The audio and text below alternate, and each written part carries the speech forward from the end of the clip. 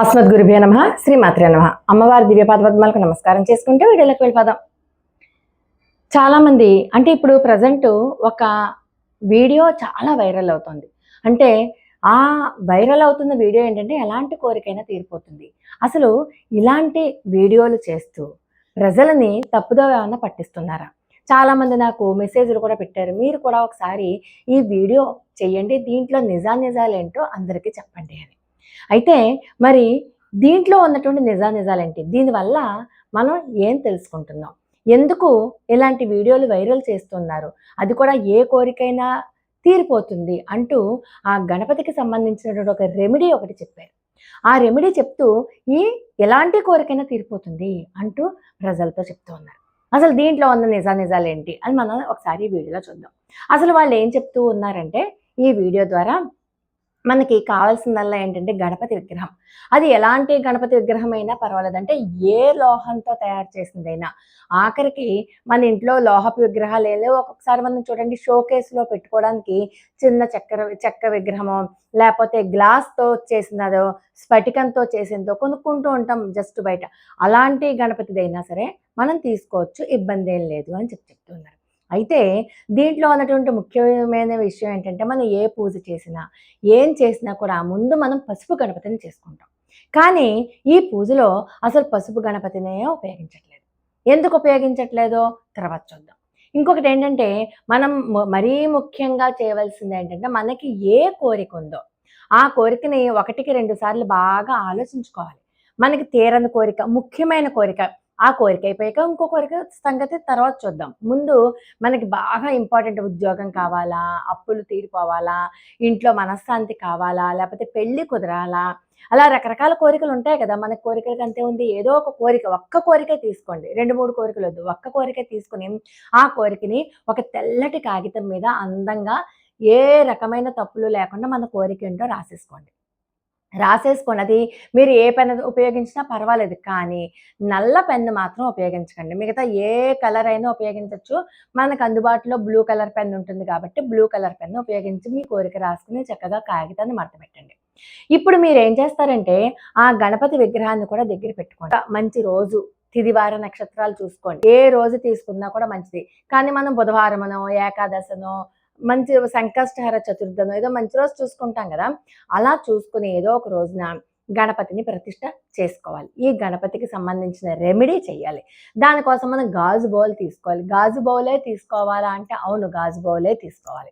ఎందుకంటే ట్రాన్స్‌పరెంట్‌గా మనకు కనబడుతూ ఉండాలి కాబట్టి. స్టీల్‌ది గానీ, ఇత్తడి గానీ ఇంక ఏ బౌలు వద్దు. గాజు బౌల్ తీసుకొని మనం ఏ కోరికైతే రాసుకుని ఉన్నామో ఆ కాగితానికి పసుపు పెట్టండి సుమా. పసుపు పెట్టినటువంటి ఆ కాగితాన్ని ఏం చేయాలి?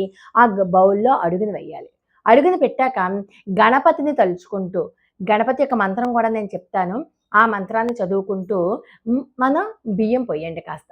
బియ్యం పోసాక మనకి కొన్ని కాయిన్స్ కూడా అవసరం అవుతాయి. ఏం కాయిన్స్ అది రూ. 1 కాయినా, రూ. 5 కాయిన్సా, రూ. 10 కాయిన్సా ఏ కాయిన్స్ అయినా పర్లేదు. ఆ కాయిన్ అయితే చాలు. అలాంటి కాయిన్స్ ఏవో కొన్ని కాయిన్స్ తీసుకొని దాంట్లో 3 కాయిన్స్‌ని ఈ పోసిన బియ్యం మీద పరచండి. మళ్ళీ ఆ కాయిన్స్ కనపడకుండా మళ్ళీ కాసిన బియ్యం పోసేయండి. మళ్ళీ ఇంకొక 3 కాయిన్స్ పెట్టండి. మళ్ళీ ఆ కాయిన్స్ కనపడకుండా మరి కాస్త బియ్యం పొయ్యండి. మళ్ళీ దాని మీద 2 కాయిన్స్ పెట్టండి. అక్కడికి ఎన్ని కాయిన్స్ అయ్యాయి? 3, 3, 2 8 కాయిన్స్ అయ్యాయి. అంటే మనకు కావాల్సిన కాయిన్స్ 8 మాత్రమే. అప్పుడు ఈసారి మాత్రం గాజు బౌల్ నిండా పోసేయండి. సమానంగా నిండుగా వచ్చేలాగా పోసేయండి. మీరిందాక కాస్త దాల్చిన చెక్క పౌడర్ తీసుకున్నారు కదా! ఆ దాల్చిన చెక్క పౌడర్ వేయమని చెప్తున్నారు. అలాగే ఒక 5 లవంగాలు కూడా వేయమని చెప్తున్నారు. ఆ గణపతిని తీసుకొచ్చి సభక్తికంగా ఈ బియ్యం మీద కూర్చోబెట్టండి. కూర్చోబెట్టి చక్కగా గణపతికి సింధూరం పెట్టండి. సింధూరం అంటే చాలా ఇష్టం. లేకపోతే గంధం పెట్టి కాస్త బొట్టు పెట్టండి. పెట్టి కాస్త అగరబత్తి చూపించండి. అగరబత్తి చూపించి గం గణపతియే నమః అన్న మంత్రాన్ని 11 సార్లు చదువుకోండి. సరే అగరబత్తిని చూపించండి. చూపించి మీరు చేతులు జోడించి ఒక నమస్కారం చేసుకొని, మీ మనసులో ఉన్నటువంటి కోరికని సంకల్ప సహితంగా నేను ఇలా ఫలానా కోరిక కోరుకుంటున్నాను. నా కోరిక తీర్చు స్వామి. గణపతిని ఎక్కువ పూజిస్తాం. మనం ఏ పూజల్లో అయినా ముందు గణపతిని పూజిస్తాం. గణపతిది చిన్నపిల్లల మనస్తత్వం. మనం ఏదైనా అడిగితే చక్కగా కల్మషం లేకుండా మన కోరిక ధర్మబద్ధమైనదైతే, ధర్మబద్ధంగా కోరుకున్న ఏ కోరికనైనా ఆయన తీర్చేస్తారు. ముఖ్యంగా గణపతికి శనిగ్రహం కూడా పట్టదు. గణపతి అంత శుద్ధమైన గణపతి కాబట్టి నిష్కల్మషంగా మనం కోరుకున్న కోరిక ఏదైనా సరే గణపతి తీరుస్తారు. అందుచేత కళ్ళు మూసుకుని ఒక్కసారి గణపతిని ప్రార్థిస్తూ మీ దగ్గర ఎర్రటి మందార పుష్పం పెట్టండి. ప్రతిరోజు కూడా నియమబద్ధంగా మీరు ఆ గణపతికి అగరబత్తి చూపిస్తూనే ఉండాలి. మీరు ఏ కోరికైతే మొట్టమొదటి రోజు రాసి పెట్టుకున్నారో కాగితం మీద, ఆ కోరిక ప్రతిరోజు గణపతికి మనం వినిపిస్తూనే ఉండాలి ఇలా కళ్ళు మూసుకుని. అంటే మన సంకల్పాన్ని ప్రతిరోజు మనము గుర్తు చేసుకుంటున్నాం. ఆ పాజిటివ్ వైబ్స్ మనకి చెప్తున్నాం. అలాగే గణపతి దగ్గర కూడా చెప్తున్నాం. ఈ గణపతిని ఎక్కడ పెట్టాలి అంటే మనకి ఎక్కువగా కనబడేటటువంటి ప్రదేశంలో పెట్టుకోండి. సామాన్యంగా మనం ఎక్కువగా హాల్లోనే తిరుగుతూ ఉంటాం కాబట్టి హాల్లో పెట్టుకోండి. ప్రతి ఒక్కళ్ళు కూడా ఇంట్లో ఉన్న ప్రతి ఒక్కళ్ళు కూడా అగరబత్తి చూపించచ్చు. ఎవరైతే ఈ గణపతి రెమెడీ కోరిక రాసుకున్నారో వాళ్ళు మాత్రమే చూపించాలని ఏమి లేదు. ఎవరైనా చూపించచ్చు.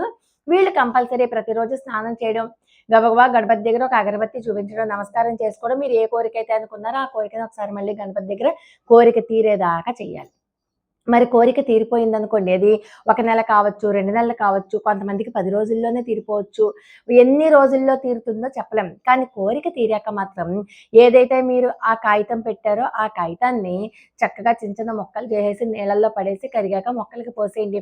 బియ్యం పక్షులకి వేసేయండి. ఒకవేళ పక్షులేవి మీకు అందుబాటులో లేవంటే అవి కూడా నానబెట్టేసి మొక్కలకి పోసేయండి. లవంగాలు కూడా మొక్కలకి వేసేయండి. దాంట్లో కాయిన్స్ మాత్రం మూటకట్టి మీ బీరువాలో పెట్టుకోండి. లేపోతే మళ్ళీ మీకు ఇంకో క్లిష్టమైనటువంటి కోరిక, తీరని కోరిక ఏదన్నా ఉందనుకోండి, ఆ కాయిన్స్‌ని మీరు మళ్ళీ మళ్ళీ ఉపయోగించొచ్చు. ఈ రెమెడీ ఎన్ని సార్లైనా చేసుకోవచ్చు జీవితంలో అని చెప్తూ ఉన్నారు. అయితే దీంట్లో ఉన్నటువంటి నిజానిజాలేంటి? అసలు ఎందుకిలా చెప్తున్నారు? నిజంగా ఈ కోరిక నెరవేరుతుందా? లేదా?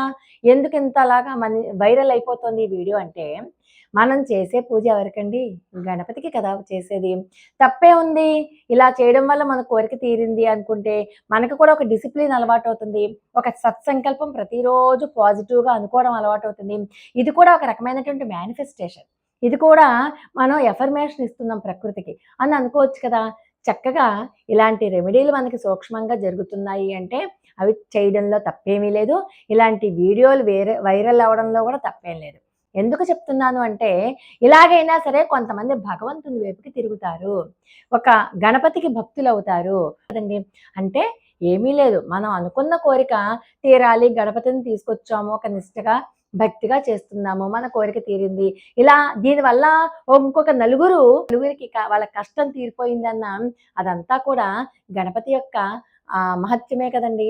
అందుచేత తప్పకుండా ఇలాంటి కోరిక గనక నెరవేరుతూ ఉన్నట్లయితే ఈ రెమెడీ మీరు కూడా చేయండి. ప్రయత్నించండి. మీరు కామెంట్ బాక్స్‌లో ఖచ్చితంగా కామెంట్ చేయండి. మీకు కోరిక తీరింది అంటే ఎన్ని రోజుల్లో కోరిక తీరింది? మీరు ఏం చేశారు అన్నది కూడా చేయండి. అయితే మీకు నేను ఒక మంత్రం చెప్తానన్నాను కదా! ఆ మంత్రం ఏంటంటే రుణ బాధలో ఉన్నవాళ్ళు ఈ మంత్రం చేసుకోండి. ఓం గణేశ రుణం చింది వరేణ్యం హుం నమః ఫట్ ఈ మంత్రాన్ని చేసుకోండి. అదే అన్ని కోరికలకి సంబంధించిన మంత్రం ఏంటంటే గం గణపతయే నమః. గం గణపతయే నమః. మీరు అగరబత్తి చూపించేటప్పుడే ఆ మంత్రాన్ని 11 సార్లు అనుకోండి. కానీ మీ సంకల్పం మాత్రం ప్రతిరోజు గణపతికి చెప్పి తీరాల్సిందే. ఒకవేళ ఈ వీడియో మీ అందరికీ నచ్చితే లైక్ చేయండి, షేర్ చేయండి. 10 మందికి మంచి విషయాన్ని చెప్పండి. లోకా సమస్త సుఖినో భవంతు.